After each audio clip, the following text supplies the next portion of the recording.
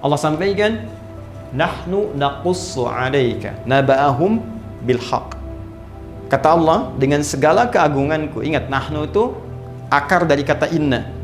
Ya, na-nya asal dari nahnu.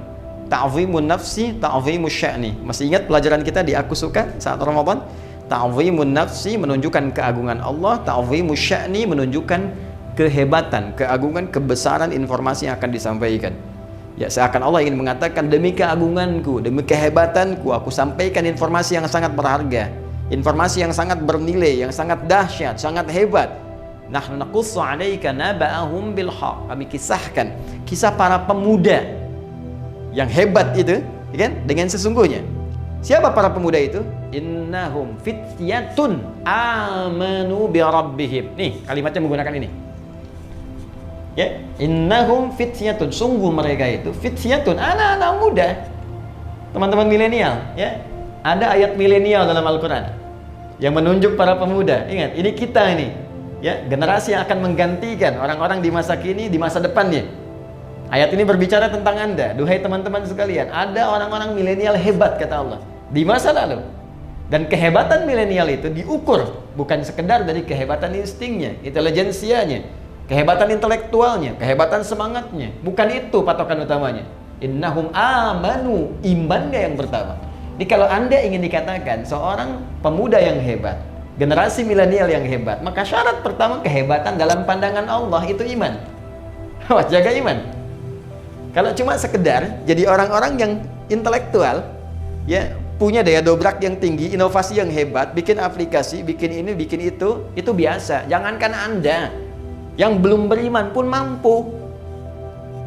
Itu terbuka kompetisinya. Jangankan di Indonesia, di Amerika banyak, di Cina banyak, di Eropa banyak, melimpah. Tapi perlombaan menjadi baik, hebat dalam pandangan Allah itu spesial. Sang Khalik lah. Anda disebut hebat di Indonesia, belum tentu dikenal di Amerika. Orang Cina pun mimpi belum pernah ketemu kita. Orang Eropa belum tentu pernah lihat kita, ya kan? Tapi kalau Anda disebut hebat oleh Allah, maka langit dan bumi mengatakan Anda yang terbaik. Maka syarat pertama, generasi pemuda hebat, itu kata Allah, amanu bi rabbihim, iman dulu. Nah, kenapa mereka disebut hebat? Ini dahsyat. Saking ingin mengupgrade imannya, mempertahankan imannya, mereka menghadapi intimidasi yang sangat luar biasa. Dikejar-kejar sampai masuk gua. Ancamannya bukan hanya sebatas intimidasi, bisa eksekusi. Bukan cuma persekusi, bisa dieksekusi. Ya, mereka untuk mempertahankan iman supaya di-upgrade imannya itu sampai masuk ke gua. Saking inginnya dekat dengan Allah Subhanahu wa ta'ala, saking ingin mempertahankan visi kehidupannya. Maka Allah katakan innahum, pakai inna, ya, harfu nasbin wa taukidin, tansibul isma wa tarfa'ul khabar, mabniun 'alal fathi la mahalla lahu minal i'rab. Huruf nasab yang mengangkat rafa ism, orang yang akan diangkatnya. Ini diangkat oleh Allah nih. Ini contoh nih, saya angkat nih. Kenang kisahnya.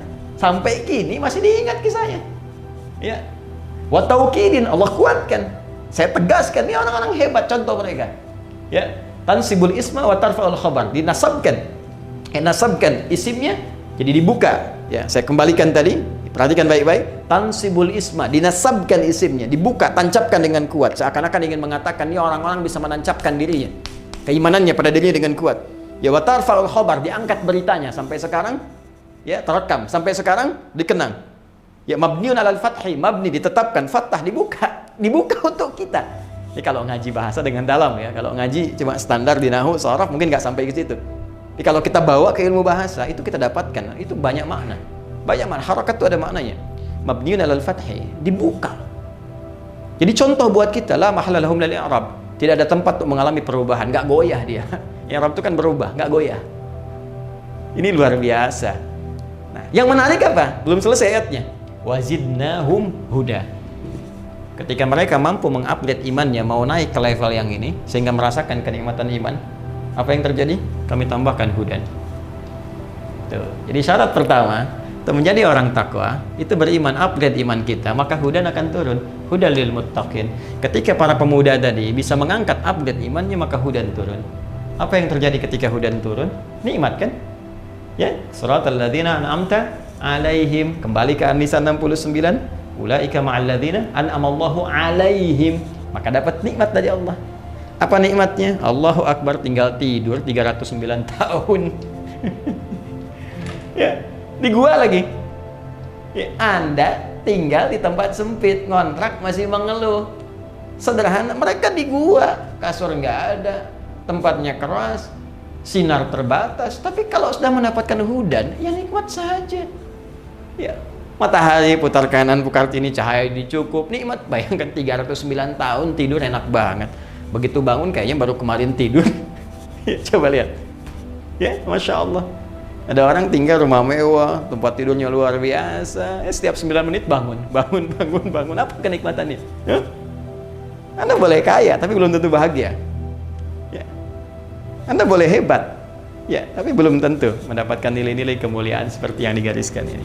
Jadi ini syahidnya, ini contohnya.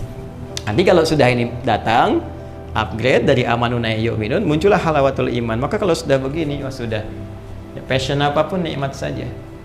Apapun tinggal pilih. Mau dengan tenaga, mau dengan harta, mau dengan ilmu, mau dengan kedudukan, bebas, semuanya nikmat.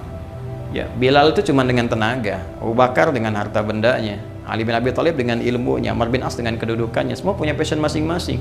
Bilal kalau mau jualan, mau dagang, bisa kaya. Sahabat Nabi banyak dikenang, bisa dimuliakan, tawaran banyak sepeninggal Nabi.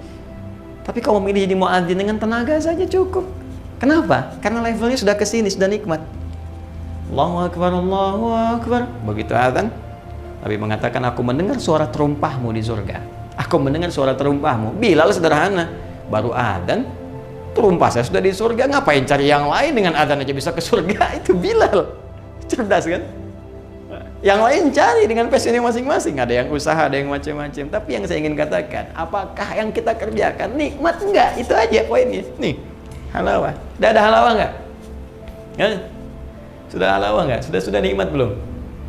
Pekerjaan kita nikmat nggak sekarang? Hah? Kalau lebih dahsyat lagi, nggak ada beda. Saat sehat nikmat, diuji sakit nikmat, saat ada harta nikmat, kayaknya cukup nikmat gitu. Jadi semua tuh kayaknya terlihat anugerah Allah saja. Kalau sampai situ, wah udah luar biasa. Nah, ini biasanya saking nikmatnya nanti hudan ini kalau sudah masuk kepada jiwa orang beriman, naik tingkat ke sini, maka Allah akan rekatkan di hatinya. Rekat. Jadi hudan itu rekat di hati. Kan iman itu saya pernah sampaikan amalan hati kan? Ada rekat. Rekat itu diikat rabata namanya. Rabata yarbatu. Rabit itu ikatan. Ya. Diikat begini. Di jiwanya. Kalau sudah ikat kan nggak lepas. Yang celaka kan yang belum diikat kan? Ya kan? Yang belum diikat nih. Tadi itu kadang naik turun, kadang ragu, ya, kadang sholat fardu, kadang terlambat, kadang ada yang tinggalkan. Itu masih naik turun. Iman naik, kadang turun, kadang lepas, kadang datang. Tapi kalau diikat, kemana aja ikut. Kalau sudah ikut, jadi pedoman dalam kehidupan. Ini yang hebat. Makanya di ayat selanjutnya, ayat ke-14-nya, warabatna ala qulubihim. Dan kami ikatkan itu dalam jiwa-jiwa mereka. Ini bukti bahwa iman itu amalan hati. Kalau sudah benar imannya di hatinya, maka Allah berikan cahaya pada jiwanya. Dan diikat cahaya ini dalam jiwanya. Sehingga kalau sudah diikat, hudan, petunjuk ini menjadi sinar kepada seluruh tubuhnya.